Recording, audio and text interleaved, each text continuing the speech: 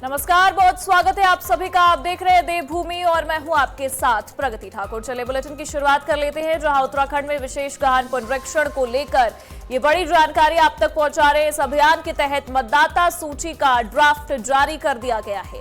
अतिरिक्त मुख्य निर्वाचन अधिकारी विजय कुमार जोगदंडे ने ये बताया है कि ड्राफ्ट सूची के अनुसार राज्य में कुल 71.33 लाख मतदाता हैं, यानी कि 71,33,000 मतदाता, जिनमें 52% पुरुष, 47% महिलाएं और थर्ड जेंडर जो है उसके 217 मतदाता शामिल हैं। उन्होंने ये बताया है कि अभियान के साथ मतदान केंद्रों के युक्तिकरण की प्रक्रिया भी पूरी कर ली गई है। इसके तहत 810 नए मतदान केंद्र जोड़े गए हैं, जिससे राज्य में कुल मतदान केंद्रों की संख्या बढ़कर 12,543 हो गई है।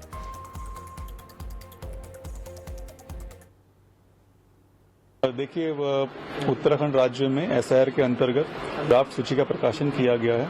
निर्वाचक नामावली की ड्राफ्ट सूची के अनुसार पूरे प्रदेश में 71,33,000 मतदाता सूची में शामिल हैं।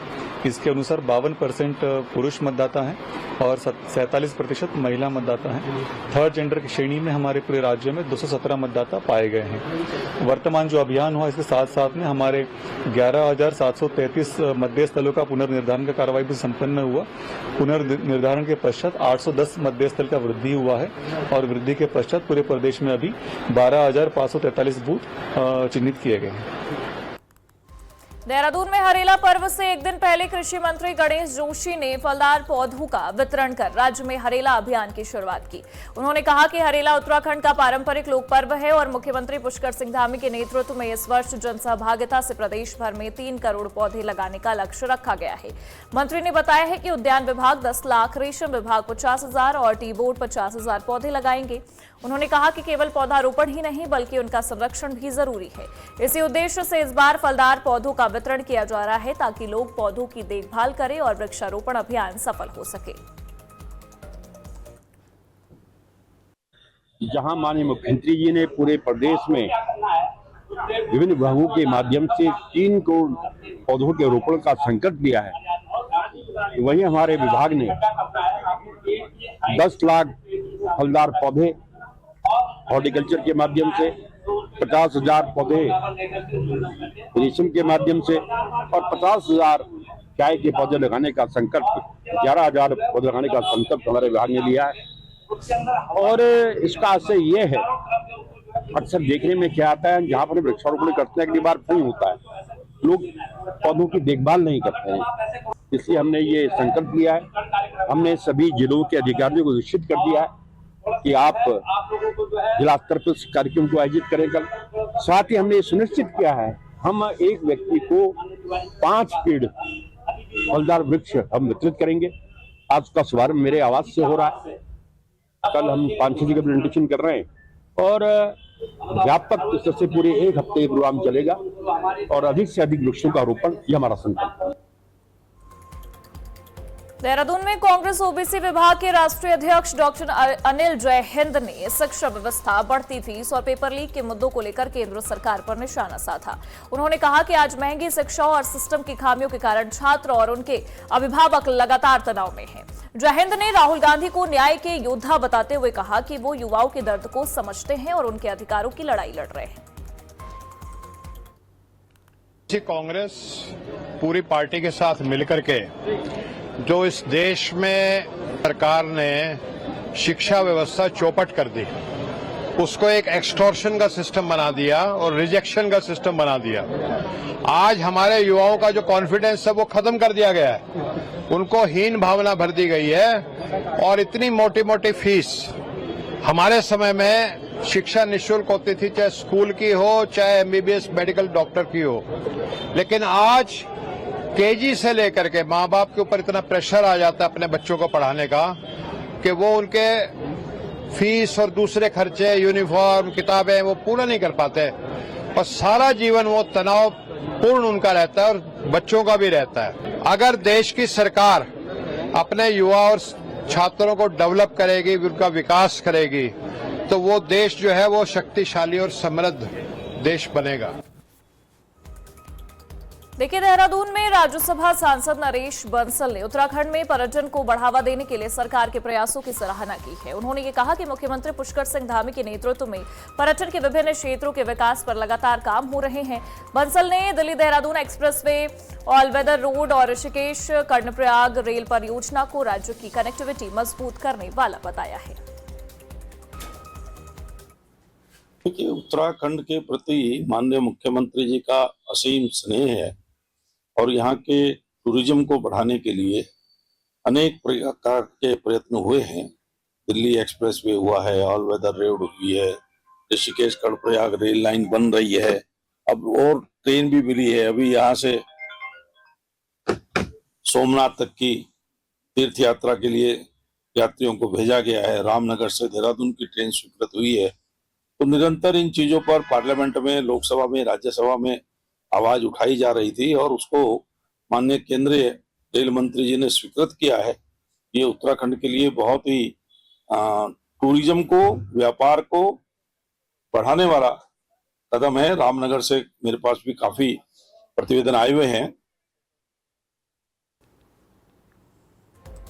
देहरादून में लोकसभा में नेता प्रतिपक्ष राहुल गांधी के 17 जुलाई को प्रस्तावित छात्रों की गूंज कार्यक्रम के आयोजन स्थल को लेकर कांग्रेस और प्रशासन के बीच विवाद देर रात सड़क पर पहुंच गया था। आपको ये जानकारी दे दें कि परेड ग्राउंड की बुकिंग का दावा करते हुए प्रदेश कांग्रेस अध्यक्ष गणेश गोदयाल के नेतृत्व में बड़ी संख्या में कांग्रेस कार्यकर्ता राजीव भवन से परेड ग्राउंड पहुंचे। पहले से तैनात पुलिस ने ग्राउंड की घेराबंदी कर रखी थी। इसके विरोध में कांग्रेस कार्यकर्ता धरने पर बैठ गए और प्रदेश सरकार व प्रशासन के खिलाफ नारेबाजी की। देर रात तक चले घटनाक्रम के दौरान परेड ग्राउंड में भारी पुलिस बल तैनात रहा।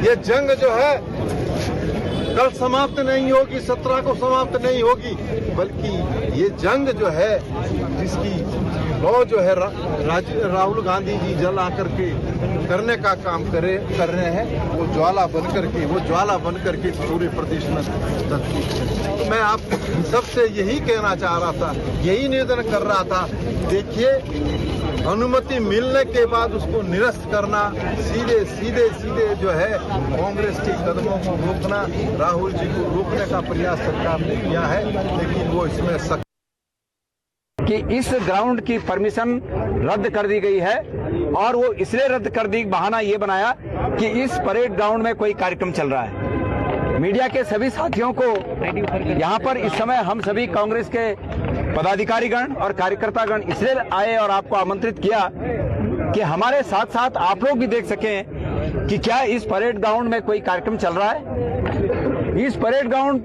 में कोई कार्यक्रम नहीं चल रहा है, पूरा परेड ग्राउंड खाली है और इसके पीछे क्या कारण है कि सरकार बहाने कर रही है कि परेड ग्राउंड में कोई कार्यक्रम चल रहा है।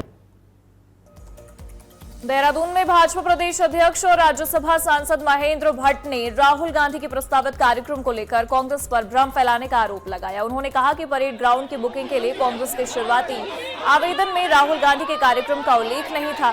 भट्ट के अनुसार लोक संवर्धन पर्व की अवधि बढ़ने के कारण प्रशासन ने कांग्रेस को बन्नो स्कूल मैदान सहित अन्य वैकल्पिक स्थल उपलब्ध कराने का प्रस्ताव दिया। उन्होंने कांग्रेस के कार्यक्रम को रोकने के आरोपों को निराधार बताते हुए कहा कि लोकतंत्र में सभी दलों को कार्यक्रम आयोजित करने का अधिकार है, लेकिन प्रशासनिक व्यवस्था और कानून व्यवस्था का पालन करना भी सभी की जिम्मेदारी है।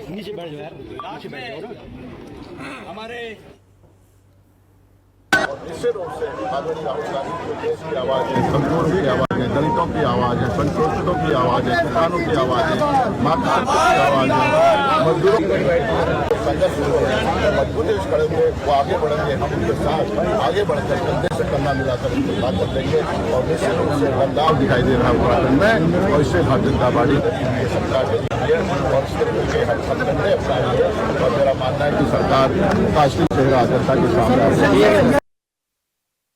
देखिए, 17 तारीख का कांग्रेस का घिसा पीटा कार्यक्रम है, पूरी तरह राजनीतिक कार्यक्रम है और एक राजनीतिक षड्यंत्र इसको मैं कहूंगा। और यह भी सच है कि अगर छात्रों से संवाद करना हो तो उसके लिए स्थान कोई महत्व नहीं रखता है। उन्होंने क्या बोलकर स्थान की बुकिंग की, जैसे मेरे को जानकारी मिली है कि नगर निगम को राहुल गांधी जी के बारे में बताया ही नहीं। अब ऐसी स्थिति में सब व्यवस्थाएं बनाना प्रशासन का काम रहता है। और ये भी सच है कि उत्तराखंड छात्रों को राहुल गांधी की नीयत पर और क्षमता पर कोई भरोसा नहीं है।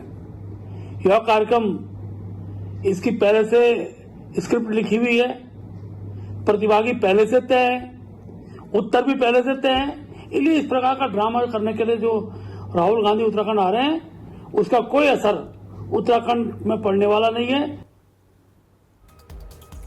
देहरादून में कांग्रेस ने आरोप लगाया है कि राहुल गांधी की 17 जुलाई के प्रस्तावित कार्यक्रम के लिए परेड ग्राउंड की विधिवत अनुमति लेने और निर्धारित शुल्क जमा करने के बावजूद नगर निगम प्रशासन टेंट व अन्य सामान को कार्यक्रम स्थल तक पहुंचने से रोक रहा है।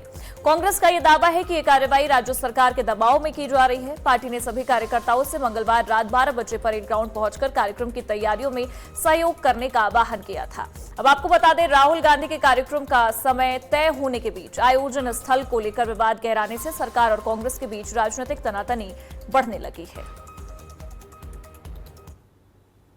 17 तारीख को शाम 5 बजे परेड ग्राउंड देहरादून में प्रस्तावित राहुल जी की छात्रों की गूंज कार्यक्रम के जो ग्राउंड है उसकी परमिशन हमें मिल चुकी है।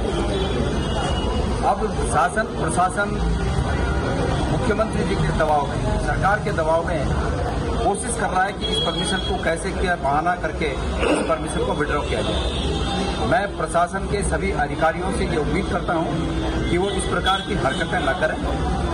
माननीय मुख्यमंत्री जी से भी इस प्रकार की अपेक्षा नहीं की जाती कि एक राजनीतिक कार्यक्रम जो कि लोकतांत्रिक जो परिपाटी है उसके तहत हो रहा है, उस कार्यक्रम में खलल डालने की कोशिश न करें।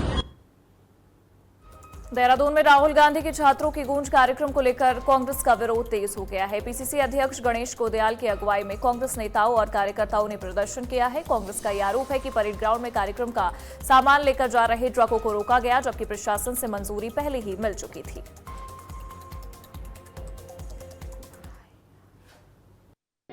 आप सब जानते हैं, हमने मीडिया को भी जो परमिशन हमें मिली थी वो दिखाई, और वो परमिशन हमने दिखाई, और अब सरकार ने वो परमिशन रद्द कर दी। बात यह है सिर्फ कि ये सरकार राहुल गांधी जी के मन की बात सुनकर जो छात्रों को राहुल गांधी जी ने सुनाई, उससे ये सरकार और पूरे देश की सरकार, केंद्र की सरकार डर गई है, हिल गई है। ये सरकार छात्रों पर सितम ढा रही है, ये सरकार आम जनता पर सितम ढा रही है, ये सरकार विपक्ष पर सितम ढा रही है। लेकिन ये सरकार याद रखे कि इतिहास निश्चित रूप में अपने को दोहराता है, और जिन सितमों को ये लोगों पर ढा रहे हैं उन सितमों से इनको भी गुजरना पड़ेगा। और वहीं देखिए, 17 जुलाई को प्रस्तावित राहुल गांधी के छात्रों की गूंज कार्यक्रम को लेकर देहरादून के जिला मजिस्ट्रेट आशीष चौहान ने स्पष्ट किया है कि परेड ग्राउंड पहले से बुक होने के कारण प्रशासन ने कांग्रेस को 2 वैकल्पिक स्थल प्रस्तावित किए। उन्होंने कहा कि ये पूरी तरह प्रशासनिक और लॉजिस्टिकल निर्णय है, कार्यक्रम को रोकने का कोई सवाल नहीं है। जुलाई को माननीय श्री राहुल गांधी जी का कार्यक्रम प्रस्तावित है। प्रारंभिक रूप से परेड ग्राउंड में के लिए आवेदन किया गया था पार्टी के द्वारा, लेकिन वहां चूंकि ऑलरेडी लोक संवर्धन पर्व हमारा उससे संबंधित एक आयोजन हो रहा है और उसकी अवधि को भारत सरकार के द्वारा बढ़ा दिया गया है।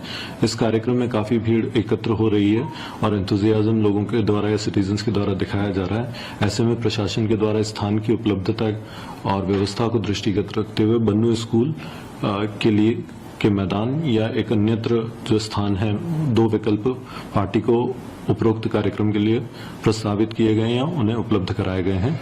यह पूरे तौर पे एक प्रशासनिक और व्यवस्थागत निर्णय है।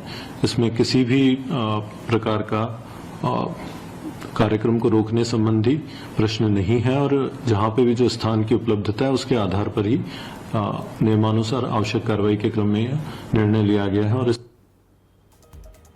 और वहीं देहरादून में लोकसभा में नेता प्रतिपक्ष राहुल गांधी के 17 जुलाई को प्रस्तावित छात्रों की गूंज कार्यक्रम को लेकर कांग्रेस ने तैयारियां तेज कर दी हैं। कांग्रेस प्रदेश अध्यक्ष गणेश गोदयाल ने बन्नू स्कूल पहुंचकर कार्यक्रम स्थल का निरीक्षण किया और व्यवस्थाओं का जायजा लिया है। कांग्रेस के अनुसार ये उत्तराखंड में उसका बड़ा छात्र शक्ति प्रदर्शन होगा, जिसमें राहुल गांधी छात्रों और युवाओं से सीधे संवाद करेंगे।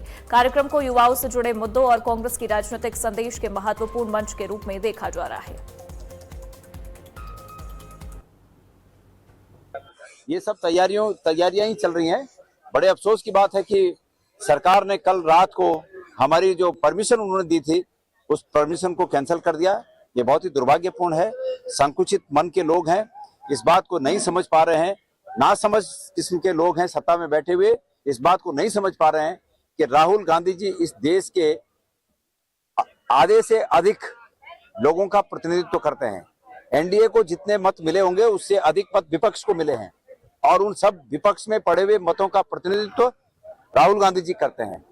तो इसलिए राहुल गांधी जी के मीटिंग के लिए ये व्यवधान सरकार के द्वारा जो पैदा किया गया, इस बात का प्रमाण है कि ये मन और मस्तिष्क से बहुत संकीर्ण लोग हैं। और ये अलग बात है कि इनको सत्ता मिल गई है और जब संकीर्ण व्यक्ति सत्ता में बैठेगा तो इसी तरह के काम कर देगा। उत्तराखंड में मौसम का मिजाज अब बदलने लगा है। मैदानी इलाकों में उमस भरी गर्मी बनी हुई है, जबकि पर्वतीय क्षेत्रों में कुछ स्थानों पर बारिश दर्ज की जा रही है। मौसम विभाग के वैज्ञानिक डॉक्टर CS तोमर ने यह बताया है कि जुलाई में अब तक सामान्य से 23% अधिक बारिश हुई है, जबकि पूरे मानसून सीजन में बारिश सामान्य के करीब रही है। उन्होंने ये भी बताया कि अगले 2 दिनों में उत्तरकाशी, चमोली, रुद्रप्रयाग, बागेश्वर और पिथौरागढ़ जिलों में हल्की से मध्यम बारिश की संभावना है। 16 जुलाई के बाद मौसम में बदलाव के साथ 17 से 20 जुलाई तक प्रदेश के कई हिस्सों में बारिश होने के आसार हैं, जिसे देखते हुए येलो अलर्ट जारी किया गया है। ये जुलाई मंथ का भी हम रेनफॉल अगर देखें तो अभी हमारे को +23% जो नॉर्मल से ज़्यादा चल रहा है। नॉर्मल 175 मिलीमीटर के आसपास है, जबकि हमको 215 मिलीमीटर ऑलरेडी जुलाई मंथ में मिल चुका है उत्तराखंड में। और सीजनल भी अगर हम देखें, सीजनल नॉर्मल 351 मिलीमीटर है, जबकि हमको 327 मिलीमीटर मिल चुका है। तो -7% का डिफरेंस ही है जो नॉर्मल में आता है। अभी पिछले 2 दिन में एक्टिव जो है थोड़ा रेनफॉल कम हुआ है और जो सीमित रहा है ये जो है नॉर्थ के हमारे जनपद, पहाड़ी जनपद है, वहीं तक सीमित रहा है। अगले 2 दिन भी ऐसे उम्मीद ही है। थोड़ा नॉर्थ में कोई जो जनपद है हमारे, जैसे उत्तरकाशी है, बागेश्वर हो गया, रुद्रप्रयाग है, चमोली, पिथौरागढ़ जैसे जनपद है, वहाँ तक थोड़ा हल्की से मध्यम दर्जे की बारिश कहीं कहीं देखने को मिल सकती है। उत्तरकाशी में मानसून की चुनौती की कुछ तस्वीरें सामने आई हैं। हर की दून घाटी में उफनते नालों के कारण रास्ते बंद हो गए हैं, तो लोगों को जेसीबी मशीन की बकेट में बैठाकर जलधारा पार कराई गई। स्थानीय लोगों के लिए ये मजबूरी का सहारा बन गया, क्योंकि दूसरी ओर पहुंचना बेहद जरूरी था। ये तस्वीरें पहाड़ों में बारिश के दौरान पैदा होने वाली मुश्किलों और जोखिम भरे हालात की कहानी बयां कर रही हैं।